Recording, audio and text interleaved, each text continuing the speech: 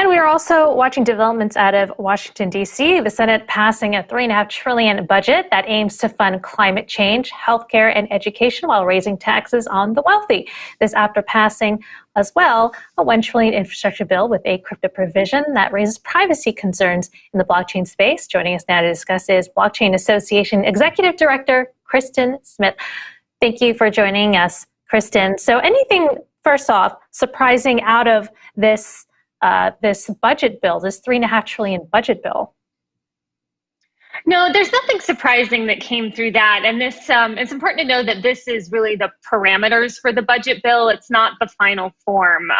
But why it's important for cryptocurrency is the politics around the bipartisan infrastructure bill, which contains the unfavorable crypto provision, and this broader $3.5 trillion package. There's going to be a lot of politics that play out in the House of Representatives over the weeks ahead that are really going to probably impact the fate of the provision that the cryptocurrency community cares about. One of the biggest things that we're looking at very closely right now is how the politics around these two packages in the House are going to impact the ability to amend the underlying bipartisan infrastructure bill. So there are different factions within the Democratic Party that want different levels of infrastructure spending. The White House obviously would love to have a win going into the election. The Republicans in the Senate who are supportive of the bipartisan infrastructure package would like to see that go through. But Nancy Pelosi in the House really does want to see this larger package go through. And so unfortunately, just like we saw at sort of the end game where Senator Shelby came and objected to a very reasonable compromise because he didn't get his amendment, you know, we are now, unfortunately, more of a pawn in sort of the broader political game right now. And so it's going to be interesting to watch these developments to see if a window opens up for us to go in and try to get that language fixed once again.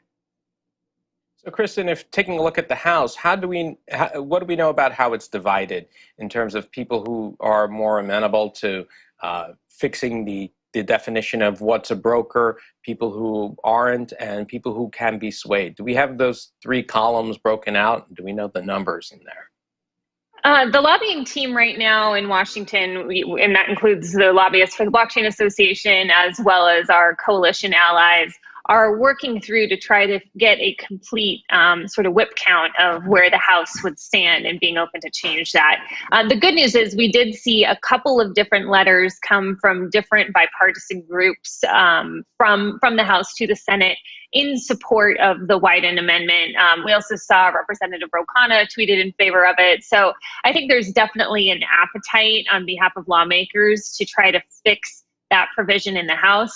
The key is going to be whether or not they open it up for amendment and for debate. And so that is something that we are working on right now and with our coalition allies to try to figure out what is the best way to get in there and get this language changed. And, you know, this is something that we've been aware of all of the time. And so that's why there was such a focus on the Senate, because that did seem like the best opportunity to go in and get this fixed. But we're going to do everything we can at the Blockchain Association to fight this in the House. And if for some reason it doesn't get changed before being enacted into law, you know, there'll be another bite at the apple when the regulatory process kicks off at Treasury. So it's definitely, you know, there are multiple steps ahead of us, and a little bit frustrating that it wasn't able to be fixed in the Senate. But looking forward, I think that Washington realizes that they do need to pay attention to the crypto industry, that this is an organized community, a very vocal community, and one that's going to have a lot more influence going forward.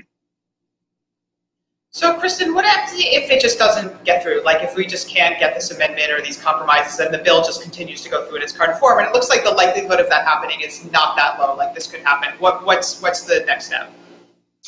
Yeah, well, the next step is, you know, this would become statute, and then the IRS and Treasury would issue a rulemaking to figure out the precise regulations for implementing the law. And there is an open public process around that. And what we've seen out of, you know, many different senators over the past week, including Senator Portman, who is the author of this provision, they have said publicly via Twitter and also on the Senate floor that this language is not intended to go after validators like miners and stakers or software developers.